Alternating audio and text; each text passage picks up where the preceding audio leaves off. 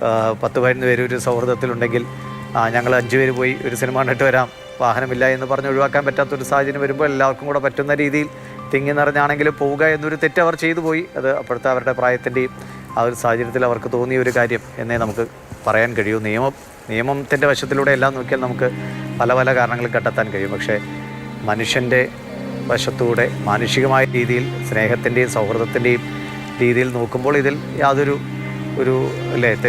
തെറ്റുകൾ എന്ന് നമുക്ക് പറയാൻ കഴിയില്ല. അവരെല്ലാവരും ചേർന്ന് ഒരു സിനിമ കാണാൻ പോയി. അത് പരിചയമുള്ള ഒരാളിൽ നിന്ന് അങ്ങനെ ഒരു വാഹനം അവർ കുറച്ച് മണിക്കൂർ നേരത്തെ വാങ്ങിച്ചു.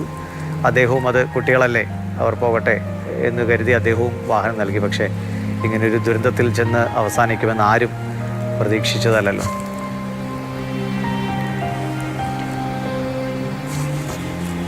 അരുൺ ശങ്കർ വിവരങ്ങളുമായി നമ്മളോടൊപ്പം തുടരുന്നുണ്ട്. അരുൺ, എത്ര സമയം കൂടി പൊതുദർശന ചടങ്ങുകൾ ഗവർണർ അവിടേക്ക് എത്തുകയാണ്? അതിൻ്റെ ദൃശ്യങ്ങൾ കാണുന്നുണ്ട്. അദ്ദേഹം നേരത്തെ തന്നെ അറിയിച്ചിരുന്നു പൊതുദർശന ചടങ്ങുകൾ ഭാഗമായി അദ്ദേഹം എത്തുമെന്ന്. മന്ത്രി പി പ്രസാദ് അദ്ദേഹത്തെ അവിടേക്ക് കൊണ്ടുവരുന്നു.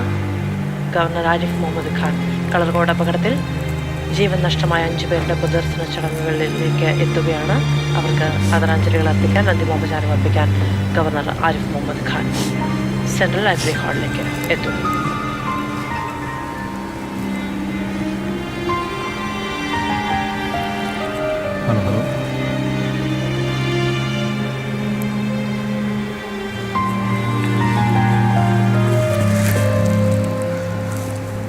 അരുൺ ശങ്കർ ചേരുന്നുണ്ട്. അരുൺ ഗവർണർ സ്ഥലത്തെത്തിയിരിക്കുന്നു. അദ്ദേഹം മന്ത്രിമാരുമൊക്കെ ആയിട്ട് സംസാരിക്കുകയാണ്. വല്ലാത്തൊരു വേദനയുള്ള നിമിഷത്തിലാണ്.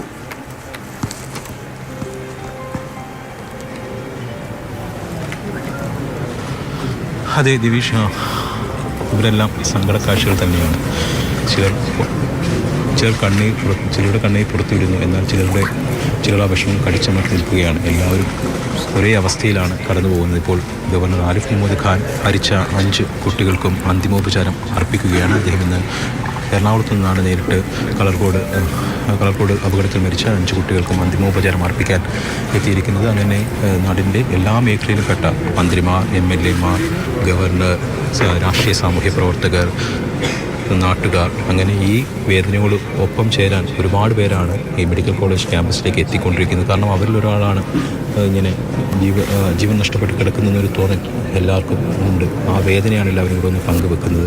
എന്തായാലും ഗവർണർ ഇപ്പോൾ എത്തി അന്തിമോപചാരം അർപ്പിച്ചിരിക്കുകയാണ്. ഇനി കുറച്ച് സമയം കൂടി ഇവിടെ കൂടി നിൽക്കുന്ന ആൾക്കാർക്ക് അന്തിമോപചാരം അർപ്പിക്കാൻ വേണ്ടി വരും. ഏകദേശം 1 മണിയോടുകൂടിയായിരിക്കും അന്തിമോപചാര നടപടികൾ പൊതുദർശനം അവസാനിക്കുക.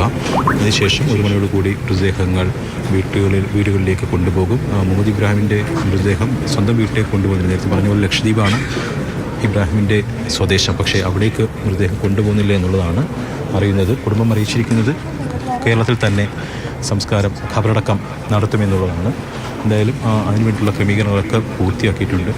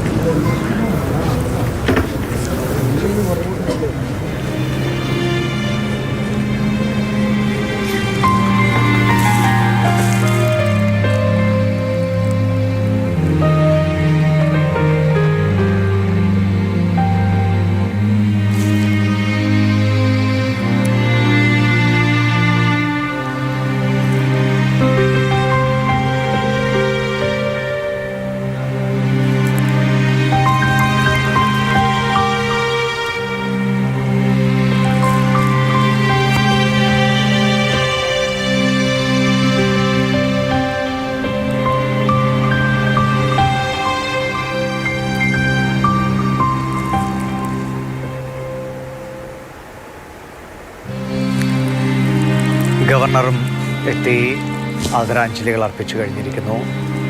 മന്ത്രിമാരുമൊക്കെ ആയിട്ട് അദ്ദേഹം നേരത്തെ സംസാരിച്ചു. കോളേജ് അധികൃതരുമായിട്ടുമൊക്കെ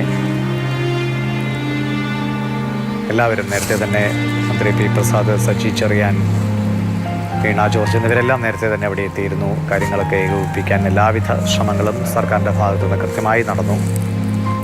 മൃതദേഹങ്ങൾ വീടുകളിലേക്ക് കൊണ്ടുപോകാൻ പോലീസ് അകമ്പടിയോടുകൂടി തന്നെ മൃതദേഹങ്ങൾ വീട്ടിലേക്ക് കൊണ്ടുപോകാനുള്ള സൗകര്യങ്ങളൊക്കെ ഏർപ്പെടുത്തിയിട്ടുണ്ട്.